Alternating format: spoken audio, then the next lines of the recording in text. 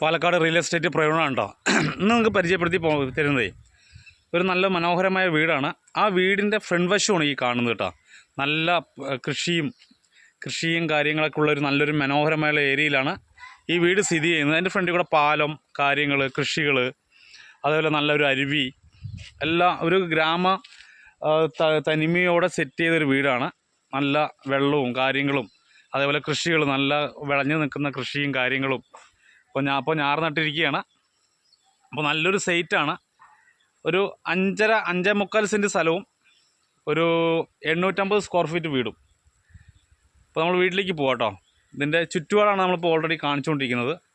നല്ല കുളിർമയായിട്ടുള്ള നല്ല തോടും കരഭൂമികളും പാടങ്ങളും, പാലക്കാട് ജില്ലയുടെ പച്ചവിരിച്ച പുൽപ്പാടം എന്ന് പറയില്ലേ, അതേപോലെ മനോഹരമായ കണ്ടവും കൃഷിയും തെങ്ങും പറമ്പും എല്ലാം സ്ഥിതി ചെയ്യുന്നൊരു ഏരിയയാണ്. അപ്പോൾ ബാക്കിയുള്ള കാര്യങ്ങൾ നമ്മളിതിൽ പറഞ്ഞു തരുന്നതായിരിക്കും, വീഡിയോയിൽ പറഞ്ഞു തരുന്നതായിരിക്കും. അപ്പോൾ നമുക്ക് വെളിവശമൊക്കെ ഒന്ന് കാണാം. നമ്മൾ അത് കഴിഞ്ഞ് നേരെ വീട്ടിലേക്ക് പോവാം. ഈ കാണുന്നതാണ് വീട്. നമ്മളിതിൻ്റെ ഫ്രണ്ട് വശവും കാര്യങ്ങളും കാണിച്ചു തരുന്നതായിരിക്കും.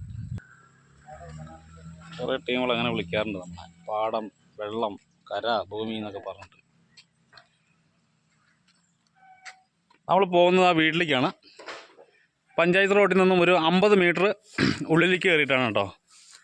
നല്ല മനോഹരമായ സെറ്റ് ചെയ്ത വീടാണ്. നമ്മളിത് പോകുന്നത് വീടിൻ്റെ ഫ്രണ്ട് സൈഡ് മുറ്റത്തേക്കാണ് പോകുന്നത്. അപ്പോൾ ഇത് 5.25 സെൻറ്റ് സ്ഥലവും ഒരു 900 സ്ക്വയർ ഫീറ്റ് വീടും. വീടിൻ്റെ ഫ്രണ്ട് വശമാണ്. നല്ലൊരു RC വീടാണ്. ഒരു 10 വർഷം താഴെ പഴക്കമുള്ള വീടാണ്. 10 സെൻറ്റ് സ്ഥലമുണ്ട് മൊത്തം. അതിൽ ആധാരത്തിൽ നമ്മൾക്ക് 5.25 സെൻറ്റ് സ്ഥലമാണ് ആധാരത്തിലുള്ളത്. ഇതാണ് വീട്. അത്യാവശ്യം മനോഹരമായ സെറ്റ് ചെയ്ത വീടാണ് കേട്ടോ. നല്ല ഈ ഫ്രണ്ട് വശം പാടവും കാര്യങ്ങളും തെങ്ങും തോട്ടവും പാടവും ഒക്കെ ആയിട്ട് നിൽക്കുന്ന ഒരു ഏരിയയാണ്. നമുക്ക് വീടിൻ്റെ ഉള്ളിൽ പോവാം. ബാക്കിയുള്ള സൈഡൊക്കെ പരിചയപ്പെടുത്തി തരാം. നമ്മൾ നല്ലൊരു ഹാളിലേക്കാണ് കയറി പോകുന്നത് കേട്ടോ. നല്ല സൂപ്പറായ ഹാളാണ്. അത്യാവശ്യം ഡിസൈൻ വർക്കും കാര്യങ്ങളും ചെയ്ത ഒരു മനോഹരമായൊരു ഹാളിലേക്കാണ് പോകുന്നത്. അതിൻ്റെ തൊട്ടടുത്ത് തന്നെ ഡൈനിങ് ഹാളുണ്ട്.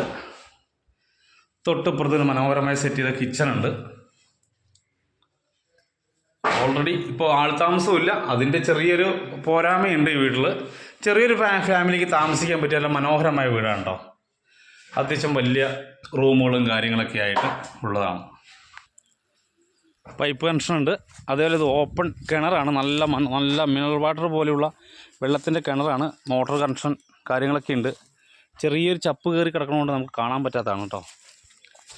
ഇതാണ് കിണറിൻ്റെ ഉൾവശം. അതേപോലെ ഇതിൻ്റെ ചുറ്റും നല്ല മനോഹരമായുള്ള ഏരിയയാണ്. പാടമാണ് ഫുള്ള്. നല്ല പാടം, നല്ല കാറ്റും കൊണ്ട് നല്ല വ്യൂ ആയിട്ടുള്ള സ്ഥലമാണ് കേട്ടോ. നല്ല മനോഹരമായിട്ട് വ്യൂ സെറ്റ് ചെയ്യുന്ന സ്ഥലമാണ്.